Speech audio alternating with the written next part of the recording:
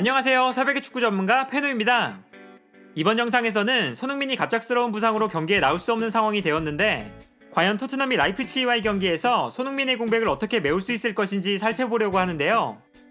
기본적으로 손흥민의 공백을 메우는 방법에는 크게 4가지 선택지가 존재합니다. 첫 번째 방법은 손흥민의 자리에 라멜라 혹은 로셀소를 기용하는 것입니다. 특히 라멜라는 오른쪽 측면 공격수 자리를 가장 선호하는 선수인 만큼 가장 자연스럽게 손흥민의 공백을 메워줄 수 있는데요. 다만 라멜라가 부상해서 복귀한 지 얼마 되지 않았기 때문에 라멜라 대신 로셀소가 오른쪽 측면으로 이동할 가능성이 있고 이때 중원에는 은돔벨레가 출전할 것으로 예상됩니다. 그러나 라멜라나 로셀소가 손흥민의 자리에 출전하게 되면 손흥민이 출전했을 때와는 다른 형태로 토트넘의 공격이 진행될 수밖에 없습니다. 손흥민이 오른쪽 측면에 출전했을 때는 오리에가 측면으로 올라오고 손흥민이 중앙으로 들어가면서 자연스럽게 손흥민과 모우라의 투톱 형태가 되고 이때 손흥민과 모우라가 공간을 찾아서 활발하게 움직이는 형태로 공격이 진행될 때가 많았습니다. 그리고 이 과정에서 상대 수비에 공간이 발생하면 알리가 빈 공간으로 침투해 들어가서 좋은 찬스를 맞이했는데요. 하지만 라멜라와 로셀소는 측면에서 중앙으로 움직였을 때 손흥민과 모우라처럼 활발하게 움직이면서 수비를 끌고 움직여주는 것이 아니라 볼을 소유한 상태에서 동료 선수들과 볼을 주고받거나 뛰어들어가는 동료 선수에게 패스를 보내주는 것처럼 플레이를 만들어내는 데 좀 더 장점이 있는 선수들입니다. 따라서 손흥민의 공백을 라멜라나 로셀소가 메우게 된다면 전방에서 상대 수비를 혼란스럽게 만들어줄 수 있는 선수가 줄어든다는 아쉬움이 발생할 수 있는데요. 그리고 이러한 아쉬움 때문에 손흥민의 공백을 메우는 두 번째 방법은 라멜라나 로셀소가 오른쪽 측면에 배치되는 것이 아니라 베르바인이 오른쪽 측면 공격수로 출전하거나 베르바인이 최전방 그리고 모우라가 오른쪽에 배치되면서 자연스럽게 베르바인과 모우라가 최전방에서 호흡을 맞추는 형태로 공격 라인을 구성할 수도 있습니다. 그리고 이때는 세세뇽이 왼쪽 측면을 책임질 가능성이 높은데요.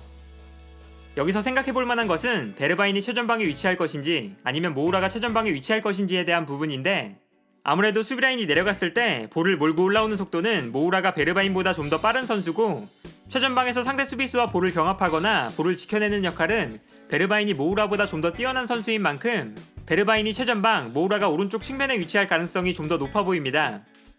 그리고 베르바인이 최전방에 위치했을 때는 베르바인이 최전방에서 상대 수비수와의 몸싸움을 버텨내고 동료 선수들에게 패스를 보내줄 수 있는 포스트 플레이 능력을 갖춘 선수이기 때문에 최전방에서 보여주는 베르바인의 플레이를 지켜보는 것이 경기의 관전 포인트가 될 수 있는데요. 또한 손흥민의 공백에 대처할 수 있는 세 번째 방법은 알리를 최전방에 배치하고 모우라를 오른쪽으로 이동시키는 것입니다. 그리고 이때는 로셀소가 공격형 미드필더로 출전하면서 은돔벨레가 중앙에 배치되거나 로셀소와 은돔벨레가 중원 라인을 함께 형성하면서 공격 상황에서 두 선수가 자유롭게 공격에 가담하는 형태를 생각해볼 수 있습니다.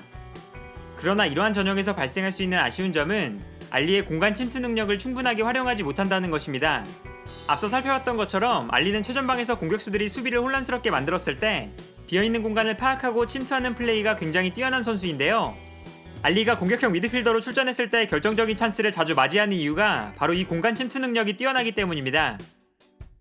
하지만 알리가 최전방 공격수로 출전할 때는 직접 수비를 끌고 움직여줘야 하는데 알리가 수비를 끌고 움직이면서 공간을 만드는 역할에는 크게 장점을 가진 선수가 아니고 그동안 최전방 공격수로 출전했을 때 상대 수비수와 볼을 경합하는 데 좋은 모습을 보여주지 못했기 때문에 최전방 공격수 자리에 알리를 배치하는 것은 오히려 알리의 공간 침투 능력을 제대로 활용하지 못하고 동시에 알리가 잘하지 못하는 역할을 부여하는 결과로 이어질 수도 있습니다.